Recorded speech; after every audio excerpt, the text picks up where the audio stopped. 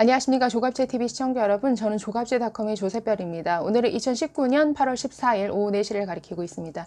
네, 문재인 대통령은 어제 국무회의를 주재하면서 이렇게 얘기를 했습니다. 우리 경제의 기초 체력은 튼튼하다.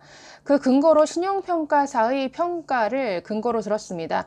며칠 전 피치에서도 우리나라의 신용 등급을 일본보다 2단계 높은 AA-로 유지를 했고 안정적 전망으로 평가를 했다. 라고 말하면서 우리 경제가 튼튼하다라고 말을 했습니다. 자, 여기에 덧붙여서 어떤 발언을 했냐면 근거 없는 가짜 뉴스나 허위 정보, 과장된 전망으로 시장의 불안감을 키우는 것을 경계해야 한다. 이는 올바른 진단이 아닐 뿐 아니라 오히려 우리 경제에 해를 끼치는 일이다 라고 말을 했습니다. 네, 저는 두 번째 대목에서 참 다시 한번 기가 막혔는데요. 네, 문재인 대통령 지금 우리나라 경제를 굉장히 낙관적으로 보고 있죠. 좋습니다. 그렇게 생각하십시오.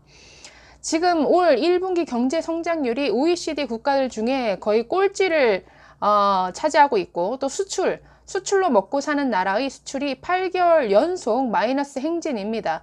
그리고 상장 기업의 영업이익은 1년 사이에 40% 이상 추락했습니다. 그리고 기업 파산은 사상 최고를 기록하고 있고 또 실업률은 20년 만에 최악을 기록하고 있죠.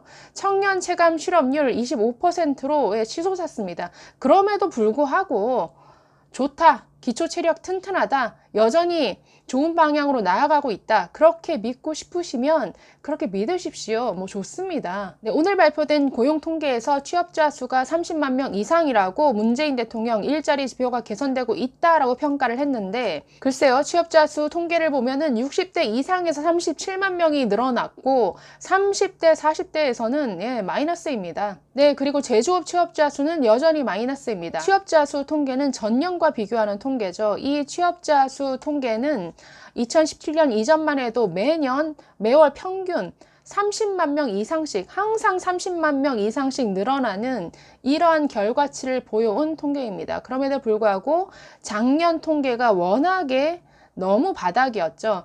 2018년 7월에 취업자 수 5,000명이었고 8월이 3,000명이었습니다. 작년에 7, 8월이 워낙에 최악의 바닥이었기 때문에 올해 통계는 당연히 20만 명, 30만 명씩 좋게 나올 수밖에 없는 지표입니다. 그럼에도 불구하고 이 지표를 근거로 해서 고용 상황 좋아졌다, 일자리 지표가 개선되고 있다라고 믿으신다면 좋습니다. 그렇게 믿으십시오.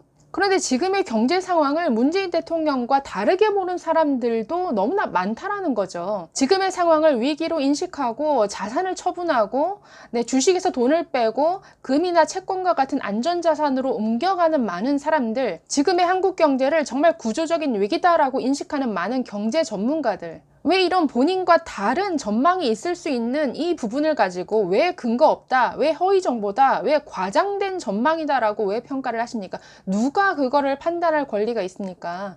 지금의 경제 현실을 어렵다라고 말하면 무조건 가짜 뉴스다? 문재인 대통령 근거 없는 가짜 뉴스, 허위 정보, 과장된 전망으로 시장에 불안감을 주는 것은 경계해야 된다. 참 굉장히 위험한 발언이죠. 지금의 경제 상황을 낙관적으로 보는 것은 올바른 것이고 지금의 경제 상황을 뭔가 위기로 인식하는 그러한 전문가들, 그러한 생각들은 과장된 것이다, 허황된 것이다. 무슨 권리로 이런 판단을 하십니까? 자, 문재인 대통령은 우리나라 경제가 튼튼하다라고 하면서 신용평가사의 이 평가를 예로 들었는데 신용등급이라는 것은 금융 측면에서 한 나라의 어떤 부채 상환 능력을 평가하는 것이지 어떤 실물 경기나 어떤 경제 활력도라든가 국민이 체감하는 어떤 현장 경제를 보여주는 지표가 아니죠. 1997년 외환위기 직전에도 한국은 역대 최고 신용등급을 받았습니다. 그러나 정확히 한 달 뒤에 정말 국가 부도 사태를 맞이했습니다. 네, 문재인 대통령은 신용평가사의 신용등급을 가지고 우리나라 경제가 튼튼하다라고 얘기를 했는데 이것도 참 보고 싶은 것만 보려고 하는 것이죠. 왜냐하면 세계 3대 신용평가, 무디스, S&P 전부 올해 들어서 한국의 성장률 전망치를 하향 조정했습니다. 우리나라 회사들의 투자 부진, 기업 수익 악화 등을 이유로 성장률 전망치를 낮추었고 몇몇 글로벌 IB, 그러니까 투자은행들은 올해 한국 성장률이 10년 만에 최저인 1%대로 추락할 것이다 라고 이렇게 전망을 했습니다. 자, 이런 하향 전망한 회사들 전부 허황된 과장된 판단입니까?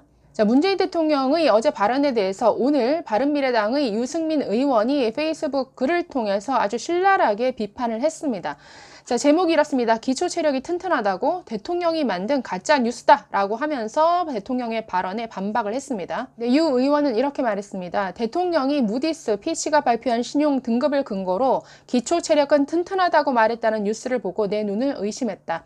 또 유 의원은 어떤 자료를 제시했냐면 1997년 외환위기 전후 한국의 신용등급이라는 제목의 기획재정부 자료를 제시를 했습니다. 자, 그러면서 신용평가로 돈을 버는 회사들 가운데 어느 누구도 IMF 위기를 경고하지 않았다. 그들에게는 조기경보 능력이 없기 때문이다 라고 했습니다.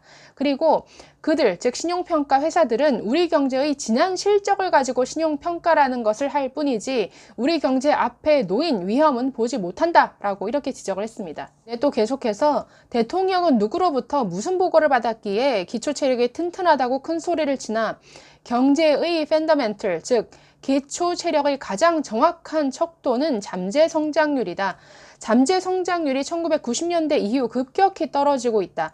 잠재 성장률은 김대중, 노무현, 이명박, 박근혜, 문재인 정부를 거치면서 5에서 4, 3, 2 이렇게 추락했고 이대로 가면 0%대에 진입하고 머지않아 마이너스로 추락할 것이라는 게 대다수 경제학자의 공통된 전망이라고 이렇게 말을 했습니다. 네, 그러면서 97년 IMF 당시를 다시 얘기를 하는데 이렇게 얘기를 했습니다. 1997년 IMF 위기가 닥치기 직전에 당시 경제부총리는 펀더멘털은 튼튼하다라고 말했다. 대통령 주변에는 경제를 아는 사람, 경제의 미래를 진정으로 걱정하는 사람이 없다. 내년 예산을 몇십조 원 더 쓸까만 궁리하는 영혼도 지혜도 경험도 없는 근시들이 대통령을 에워싸고 있다라고 주장을 했습니다. 그리고 정부가 세금만 펑펑 쓴다고 경제의 기초 체력이 튼튼해지는 게 아니라는 말이다. 대통령은 경제 위기를 가짜뉴스로 배척할 게 아니라 위기의 진실을 직시하고 위기를 막아야 한다. 기초 체력이 튼튼하다고 허세를 부릴 게 아니라 어떻게 하면 기초 체력을 더 키울지 해법을 제시해야 한다. 그 해법은 기업과 산업이며 결국은 사람의 경쟁력이다. 대통령은 경고와 제안을 가짜 뉴스라고 하지 않기를 바란다. 기초 체력이 튼튼하다. 평화 경제로 일본을 단숨에 따라잡는다. 우리 경제는 성공으로 나아가고 있다는 허풍과 착시야말로 국민을 위험으로 내모는 진짜 가짜 뉴스다 라고 이렇게 아주 아프게 지적을 했습니다. 문재인 대통령이 어제 발언을 보면서 참 앞으로 자신들의 생각과 다른 목소리를 내는 모든 의견들에 대해서 가짜 뉴스라는 악인을 찍고 유튜브 등에서 활동하고 있는 이 보수 유튜버들의 어떤 활동을 제한하려는 움직임으로 이어질 것 같다라는 이러한 생각을 했습니다. 네, 점점 이 대한민국 안에서 자유라는 가치가 앞으로 제대로 지켜질 것인가 참 걱정하게 됩니다. 대법원의 강제징용 판결에 대해서 반대하는 사람들은 다 친일파다라고 주장하는 이런 사람이 법무부 장관에 지금 후보자로 올라와 있고 네, 대통령이라는 사람은 지금의 한국 경제를 굉장히 걱정스러운 눈길로 바라보고 뭔가 구조적 위기에 대해서 경고의 목소리를 내는 사람들에 대해서 뭔가 과장된 전망, 허위 정보, 시장의 불안감을 키우는 이러한 목소리로 참 규정하고 있는데 이렇게 다른 목소리를 인정하지 않는 사람들이 참 국가 요직에 있는 지금의 상황을 바라보면서 앞으로 대한민국 참 더 어려워지지 않을까라는 참 걱정을 하게 됩니다. 네, 감사합니다.